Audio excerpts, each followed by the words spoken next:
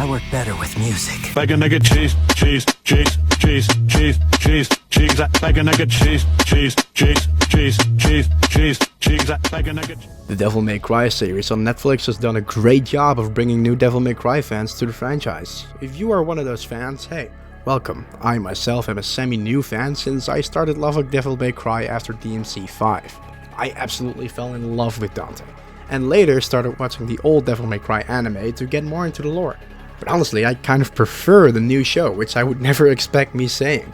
I like the young Dante portrayed in the show, and in this video I want to talk about why the Netflix version kinda works. Dante is voiced by Nero's voice actor, the main protagonist in Devil May Cry 5, who happens to be a bigger character than you might think. He's witty, funny and energetic, and the youth splashes off the screen.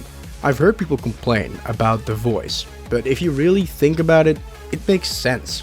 Slight spoiler warning for Devil May Cry 4 and 5, but skip to the next chapter if you want to hear it, or just hang around since it's pretty obvious anyway.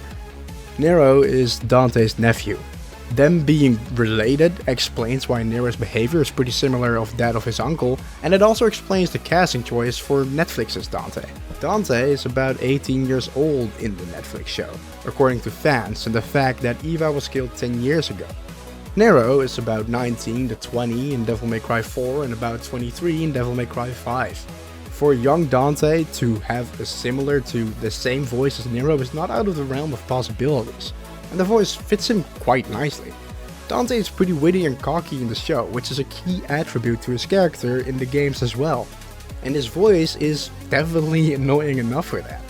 Which brings us to the next reason why he works. His attitude is pretty much perfect. From him making a your mom joke to bragging about his six-pack, even though he barely eats anything except pizza and strawberry sundaes, fits so well.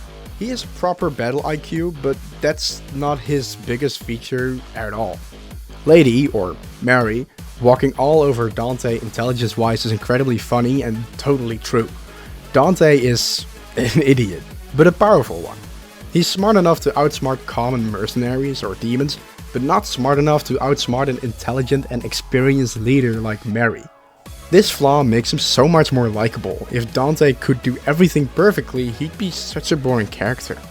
This is also, of course, very similar to Deadpool, but in my opinion, Deadpool is way less interesting. He's an idiot, but it seems like he's only an idiot because he's playing an idiot, while Dante is actually an idiot.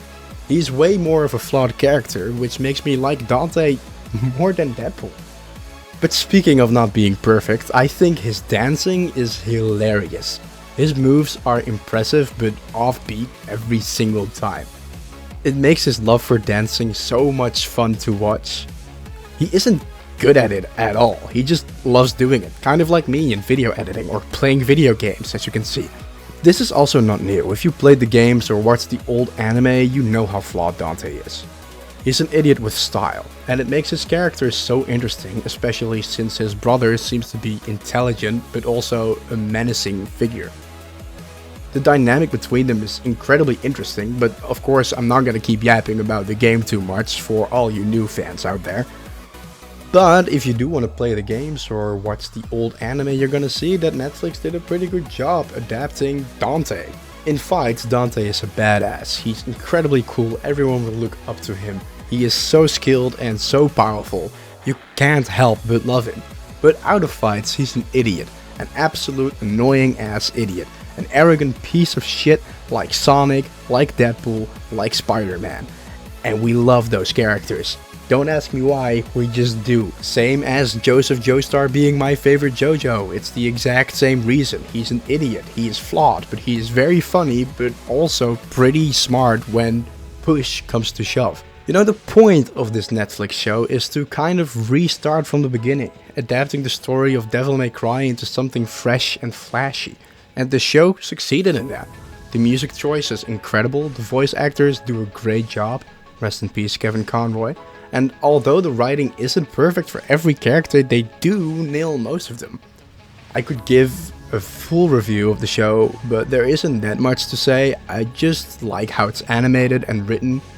I'm just not a very big fan of the 3D looking demons sometimes, and also I would prefer Devil May Cry 5's versions of the songs Devil Trigger and Bury the Light. But obviously that's just my opinion. I think this Dante fits so nicely. It's such a great new fresh start. I am so excited for Season 2 as well, to see more of Dante and more of Virtual, to see how they adapt that. Maybe at some point even adapt Nero. But for now I'm done yapping about the new Devil May Cry series. Do you like the new Devil May Cry series, or do you have your issues with it? Do you think this Dante is adapted well, or do you think Dante could have been adapted a bit better? Obviously, let me know in the comments down below, and don't forget to subscribe. As of recording, we're incredibly close to hitting 1,000 subscribers, which also means I'm gonna change the formats a little bit much to avoid being copyright striked or copyrighted at all. So, do me a favor, subscribe, share this video, like this video, tell me everything in the comments down below. Tell me how much you loved your grandma, opposed to loving Dante, who do you love more? I'm gonna stop talking. Bag a nigga cheese, cheese, cheese, cheese, cheese, cheese, cheese. Bag a nigga cheese, cheese, cheese, cheese, cheese, cheese, cheese. Bag a nigga cheese.